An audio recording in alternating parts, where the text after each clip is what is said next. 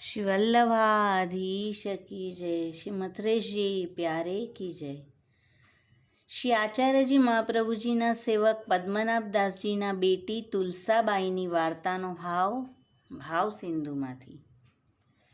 શ્રી મથુરેશજીએ એકવાર પરમ ફલ દેવાનું વિચાર્યું। તુલસા સવારે જાગ્યા, સામગ્રીમાં નાઈ શ્રી ઠાકોરજી જગાવી મંગલ ભોગ ધર્યો। તે જ સમયે એક વૈષ્ણવ ઘરે આવ્યા, આવીને જય શ્રી કૃષ્ણ કર્યા।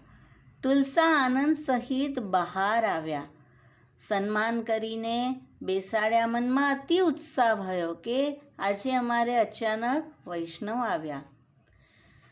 શ્રી મથુરાનાથજીએ મને પોતાની કરી જાણી, તેથી વૈષ્ણવ અમારા ઘરે આવ્યા। સામગ્રીમાં અધિક પહોંચે ઉત્સાહ મનમાં સમાતો નહોતો।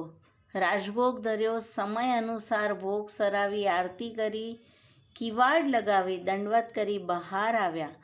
વૈષ્ણવને વિનંતી કરી કે નાઈને ભોજન કરો।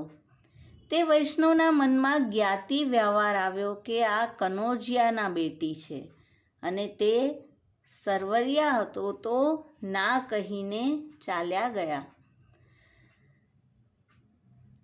તે ગયા અને તુલસાને હૃદયમાં દુઃખનો સમુદ્ર ઉમગ્યો। હા નાથ કરીને પુકારવા લાગ્યા। હે નાથ, મારો કયો અપરાધ થયો જો વૈષ્ણવ મારે ત્યાંથી ભૂખ્યા ગયા? સખડીમાં પ્રસાદ ગાયને લેવડાવ્યો, જલ પણ આપે ન લીધું। અને તે સમયે તુલસાની અવસ્થા કછું કહી ન શકાય તેવી થઈ ગઈ। સૈન પર્યંત પહોંચ્યા, શ્રી ઠાકોરજી પોઢાડી બહાર આવ્યા। સૈન ભોગ ગૈયાને દઈ દીધો, આપે કછું ન લીધું। રાત્રિના ભૂમિમાં પડ્યા રહ્યા, આંખમાં નીંદ પણ ન આવે। બેર પોતાનું દુઃખ કરી અપરાધ વિચારવા લાગ્યા।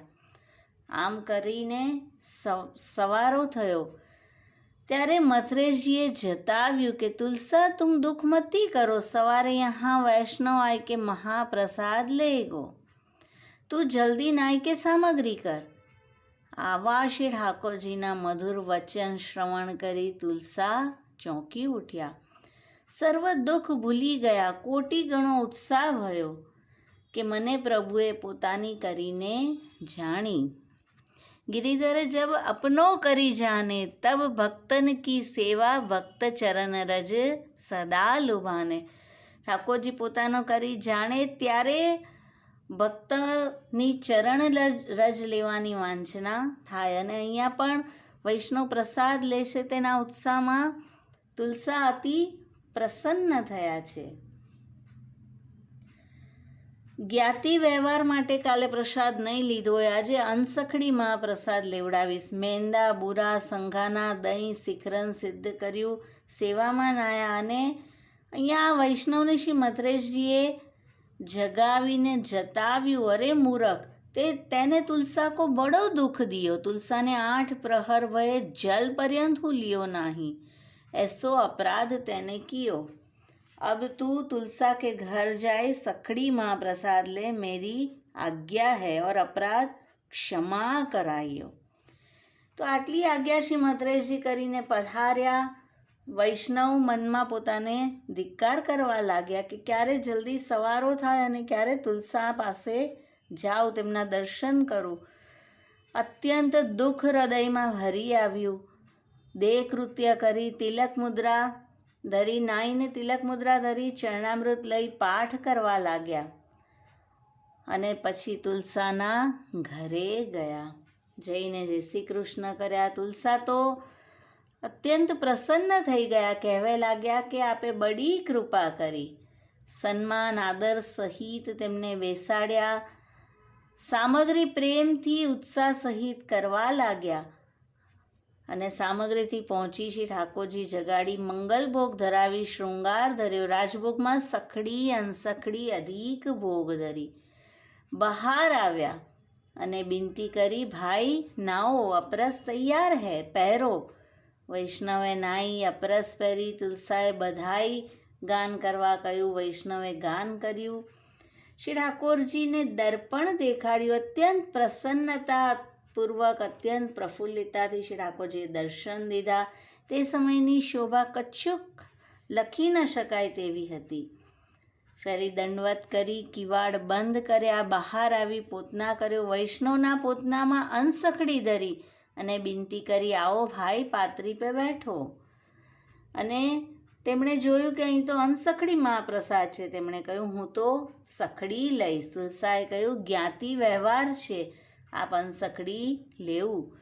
વૈષ્ણવ બહુ જ રોયા અને કહ્યું કે કાલે મેં જ્ઞાતિ વ્યવહાર કર્યો, મારાથી અપરાધ બન્યો. રાત્રે સ્વપ્નમાં તમારા શ્રી મથરેશજીએ મને આજ્ઞા કરી કે તુલસાના ઘરે જઈને સખડી મહાપ્રસાદ લેજે અને અપરાધ પણ ક્ષમા કરાવજે, એવી આજ્ઞા થઈ છે. આ સાંભળી તુલસા ચક્રત થઈ ગયા. જો મેં કેમ હઠ કર્યો? શ્રી ઠાકોરજીને બહુ શ્રમ કરવો પડ્યો. જો મર્યાદા ભક્ત હોત તો પ્રસન્ન થાત કે મારા માટે પ્રભુજીએ અને કહ્યું, પણ અહીંયા તો પુષ્ટિ ભક્ત છે, તેથી તેમને થયું કે મેં શા માટે આવી હઠ કરી. શ્રી આચાર્યજી પણ કહે છે, આપદગતિ કાર્યેષુ હઠસ ત્યાજશ્ચ સર્વથા અને અનાગ્રહશ્ચ સર્વત્ર. વિવેક ધૈર્યાશ્રયમાં આપ શ્રી આચાર્યજી આજ્ઞા કરે છે. તો અહીંયા તુલસાજીને થાય છે કે મારે હઠ ન કરત તો પ્રભુને આટલો શ્રમ ન થાત. વૈષ્ણવ પણ બહુ જ રોયા અને તુલસાને વારે વારે કે હું તમારો અપરાધી છે. અહીંયા તુલસા રોવે, ત્યાં વૈષ્ણવ રોવે. શ્રી ઠાકોરજીથી બંનેનું દુઃખ ન સહ્યું ગયું અને શ્રી ઠાકોરજીએ ભીતર મંદિરમાંથી આજ્ઞા કરી, જો હમ તુમ દોન પે પ્રસન્ન હૈ તુમ સુખેન મહાપ્રસાદ લેવું.